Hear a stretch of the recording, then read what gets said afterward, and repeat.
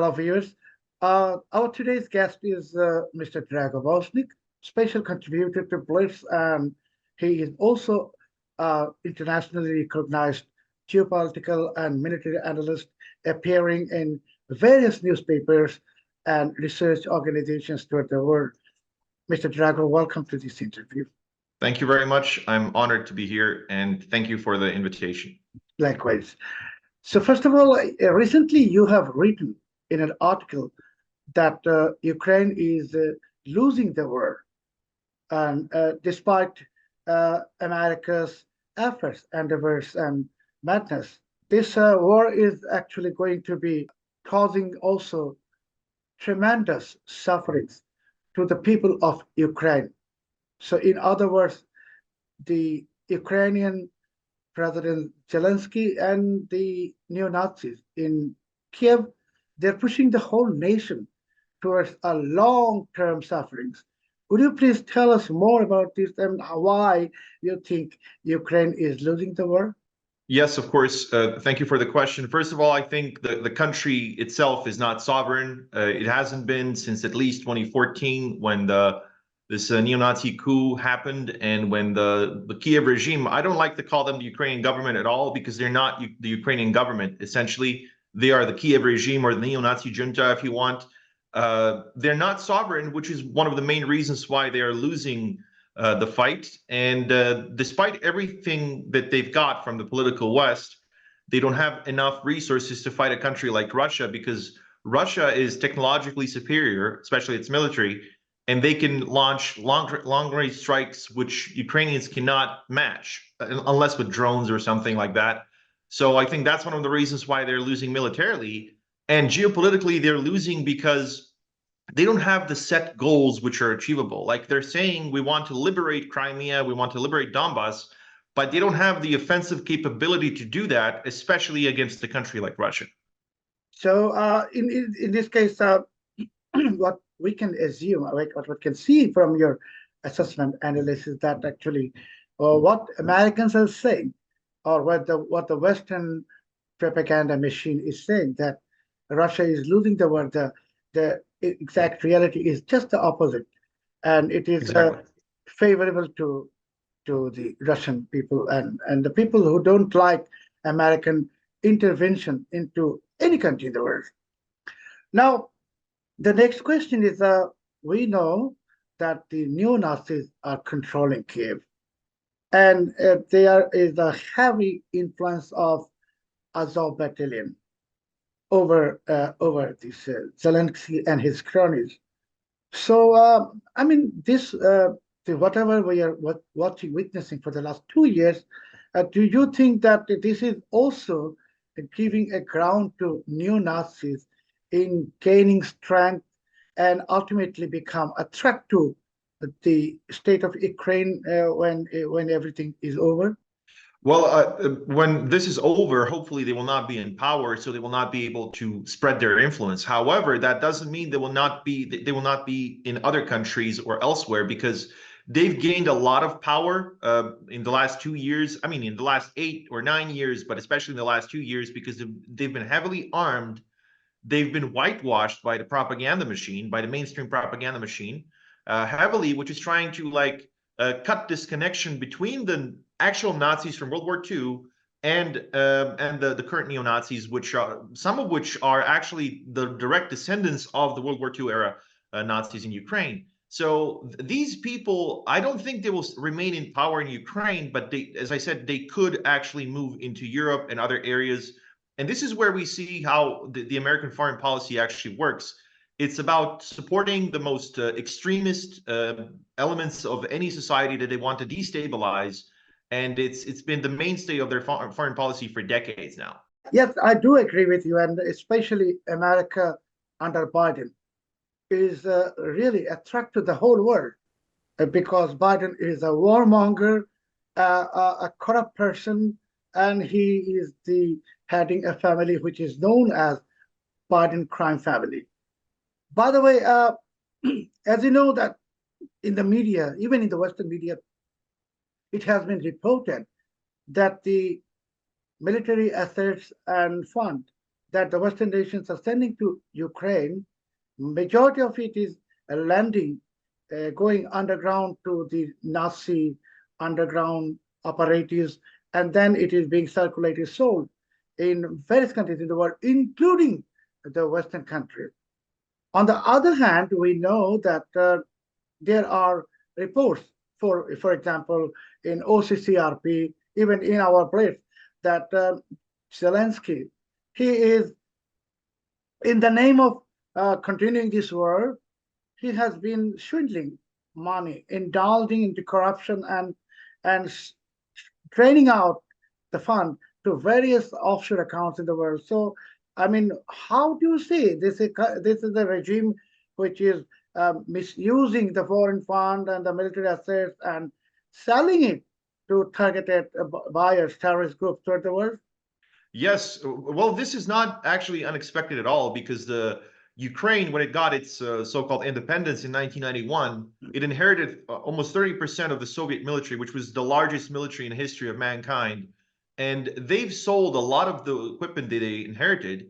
And it can only be expected they would do the same with the Western equipment that they're getting now and in the last several years.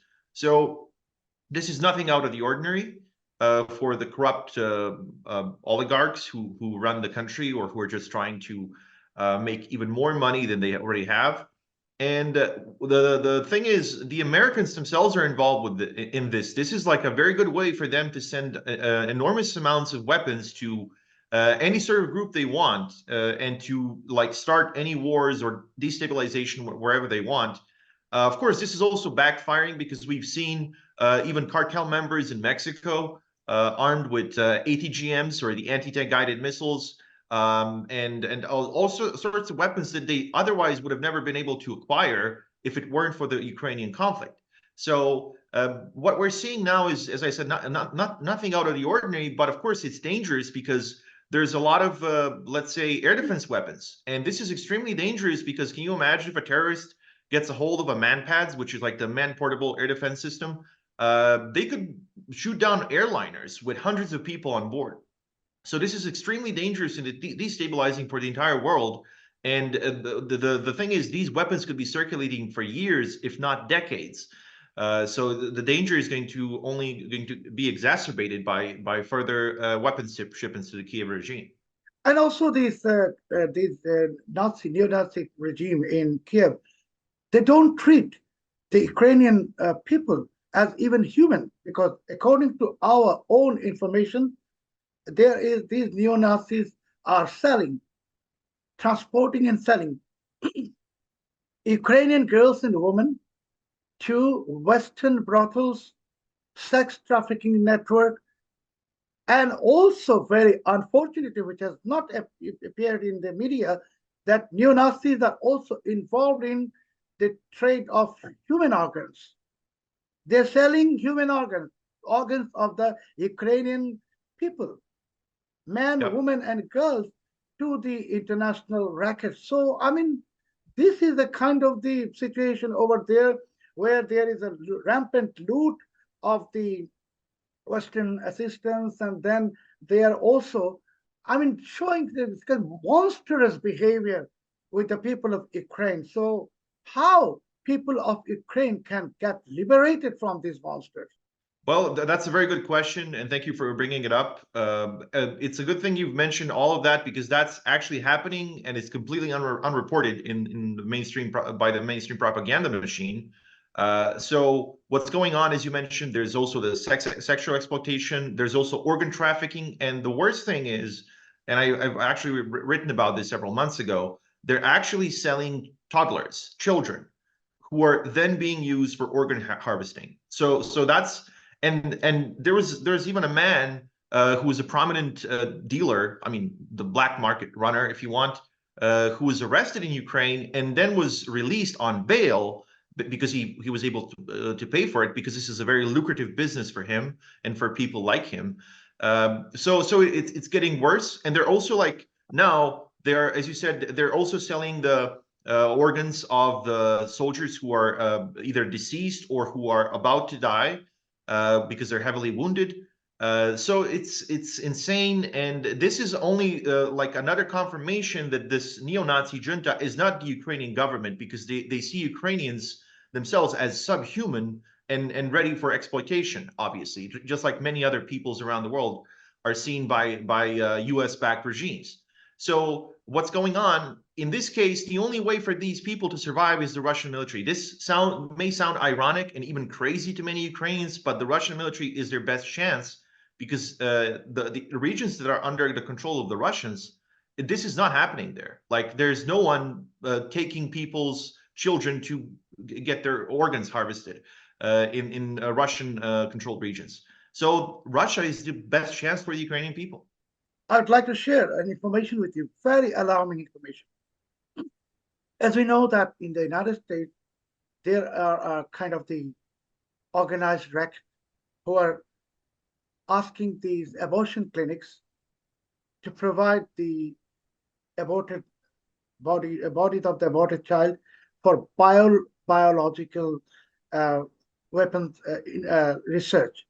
And recently, what is happening, the Ukrainian girls and women, they're being impregnated by the neo-Nazis, or some of the pregnant women, they are being forced to abortion, and they are selling this child to those biolab researchers in the US and Western countries. I mean, how can human being do such things? I mean, I cannot even think of that. Even they are not even neo-Nazis. They are, I don't even cannot call them monsters. They are something pure evils. So Yeah. under such circumstances, you know that the United States is expanding its biolab research in some other countries, even in the African continent. Today we have a news in place about that, and you have written about this also in the past about the biolab, and we know about the existence of American biolab in Ukraine. So I mean, with this authority, I mean, such a cruel treatment of women, selling the babies, I mean, forcing the mother to go for abortion and selling those fetus or babies, unborn babies, to the laboratories. I mean, how to see as a human being, Mr. Drago?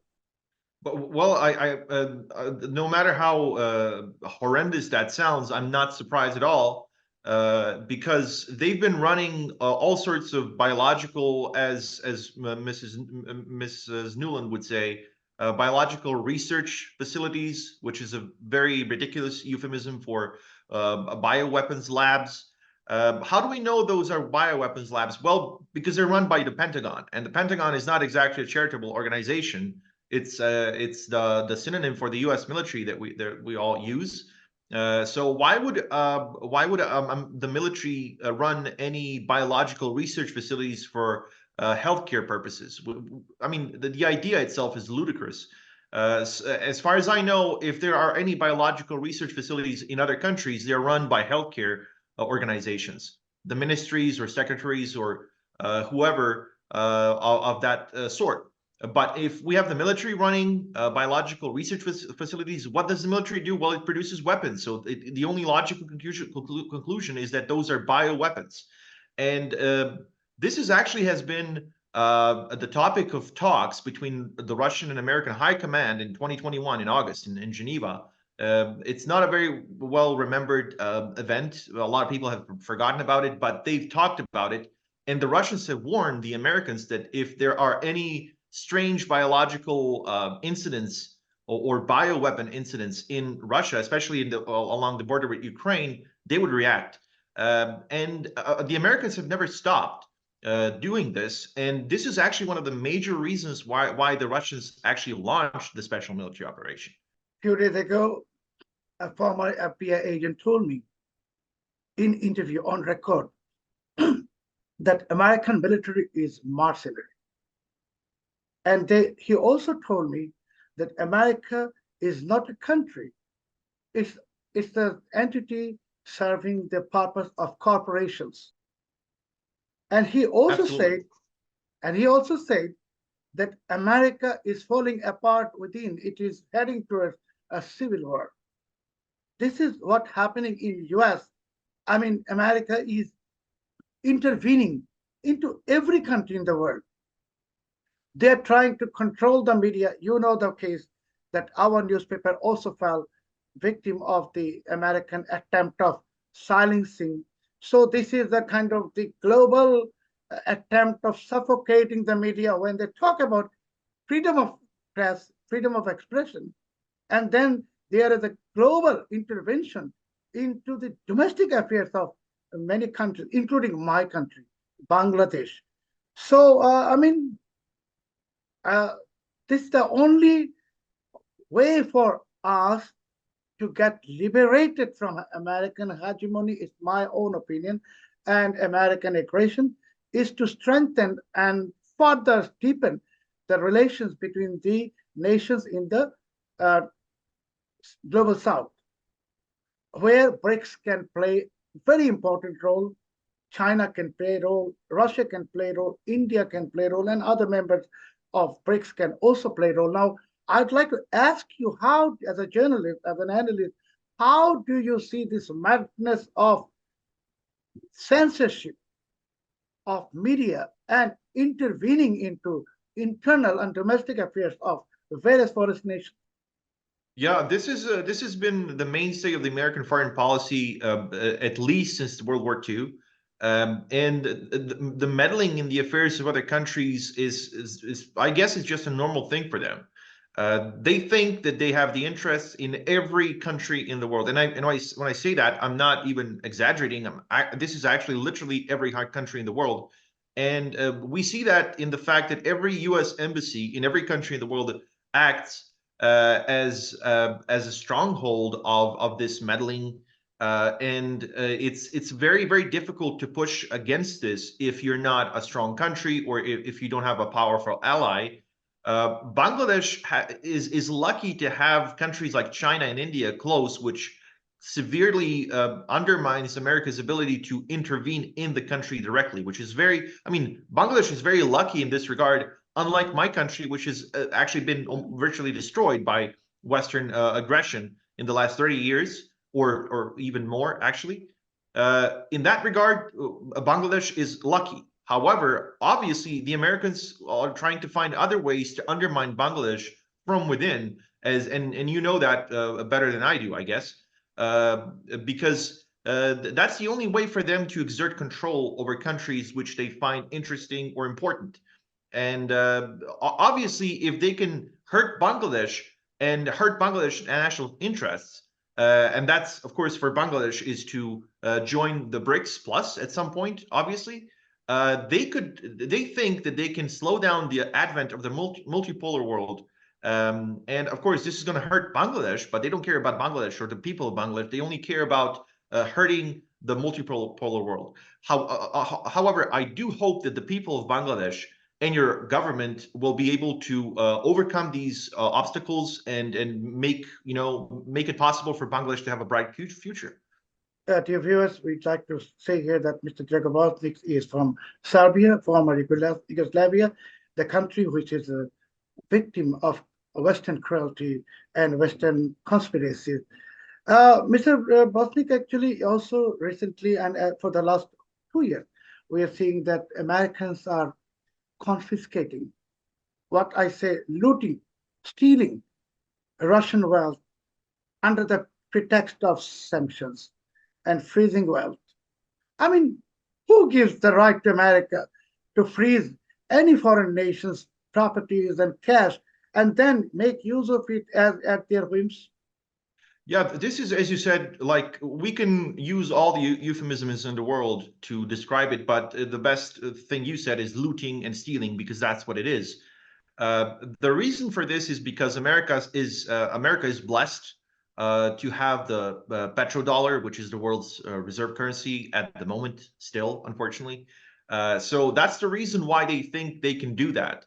They have they've developed systems for international payment. And they're abusing that to the maximum. And they're doing that not only to Russia, but to many other countries.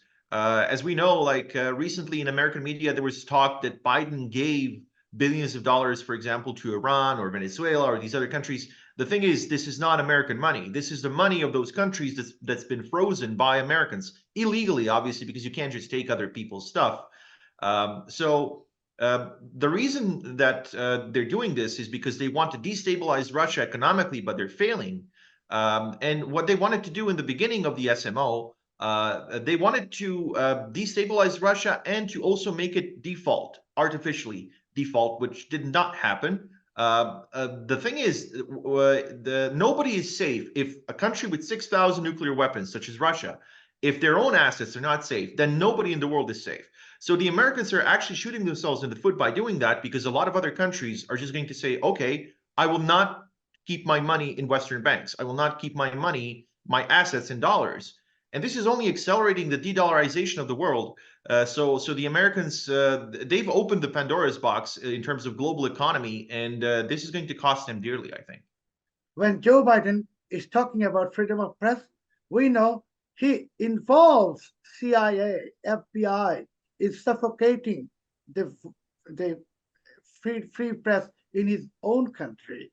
When Joe Biden is talking about human rights, we know every day Americans are being killed here and there. And when Joe Biden talks about freedom of gathering, political protest, he is punishing those who went on January 6th to protest against his rigged election. So whatever Americans say, these are all hypocrisy.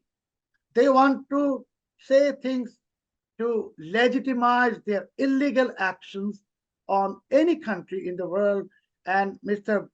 Drago's country, Serbia, my country, Bangladesh, and many other countries in the world, including recent now Rassia and many other countries, they are victims of American hegemony. And the only way to come out of such vicious circle is to strengthen the relations amongst the countries within the global south. Now, I'd like to ask Mr. Bosnic that in the American media, they blame us of running propaganda. But in the American media, you have seen, I have seen, repeatedly they have said, Putin has cancer, Putin is dying, Putin is dead. Even these infamous propaganda machines like New York Times, etc.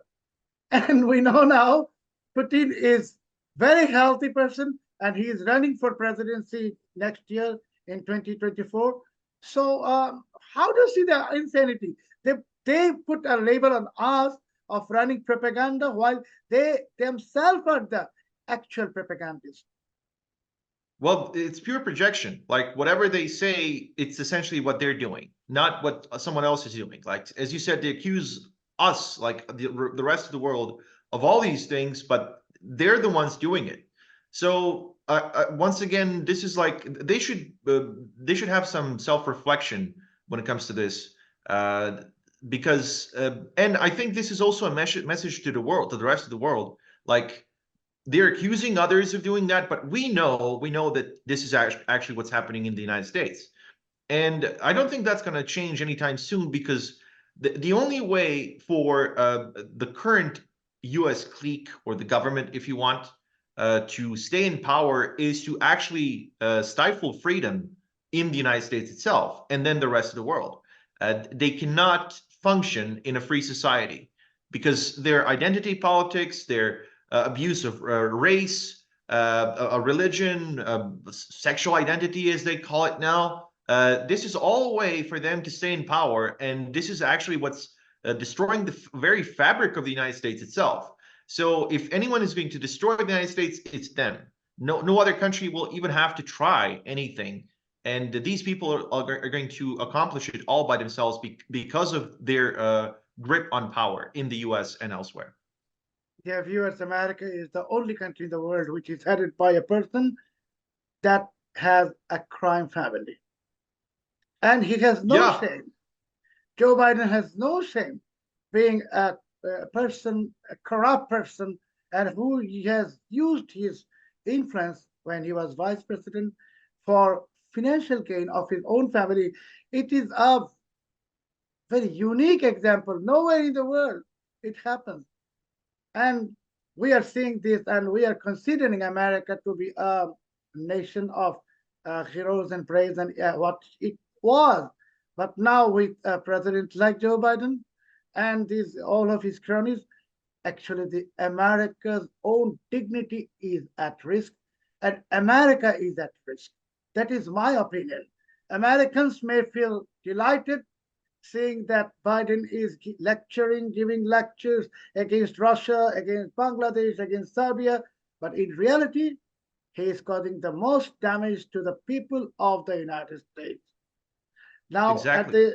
as we have almost reached to the last part of our interview, Mr. Drago, I'd like to humbly ask your opinion that in this world of insanity, where the Western media and their cronies and cohorts like NewsGuard, etc., they are consistently trying to suffocate the independent media. And under such scenarios, you are writing every day to many news sites and newspapers throughout the world. But we, a newspaper from Bangladesh, we also are telling the truth despite all the adversities. How do you assess the role of Blitz as a journalist? Thank you very much for the question. Well, I think when we are being attacked by various organizations like the one you mentioned, NewsGuard, which is essentially an intelligence front that poses as an independent fact checker of news, which to me is ridiculous because there is no such thing as an independent fact checker, especially not in Western media. It's sort of a badge of honor when they attack us. It is a confirmation of our work. It means that we have hit the right spot. We have hit the nail on the head, as the saying goes. And it's a further confirmation that we should continue our struggle for the actual information to come out and to be distributed to our readership. Don't you Not think just, that? of course. Yeah, go ahead, please. You can. No, I was asking that. Don't you think under the current scenario, it is essential that every independent media like us and everywhere in the world, we need to increase our collaborations and cooperations? Absolutely, absolutely. I think this is what's happening. A lot of the alternative media are actually getting together, and we could also say that they're posting information from other alternative media, which is a good way to create an ecosystem where we can work together against the mainstream propaganda machine, because the mainstream propaganda machine is financed by billions of dollars by the Western governments, who are investing billions of dollars or tens of billions of dollars into the mainstream propaganda machine, and they are very powerful. They have a very long reach. However, what we do have, we have independence. We have the chance to express our own opinions, and nobody's controlling that. Nobody's stifling our attempts to write what we want. And in that regard, I think we have a major advantage. We might not have the funds to match the mainstream propaganda machine, but we do have the possibility of cooperating, and this is what we do, of course. Dear viewers, you will read Mr. Drago Bosnic's articles, very informative articles in prison. Many other newspapers in the world, you are seeing his information where you can read him. And Mr. Bosnic, on this during this at the end of this interview, I'd like to tell you that you are from a friendly country of Bangladesh, Serbia, and this is the month, December.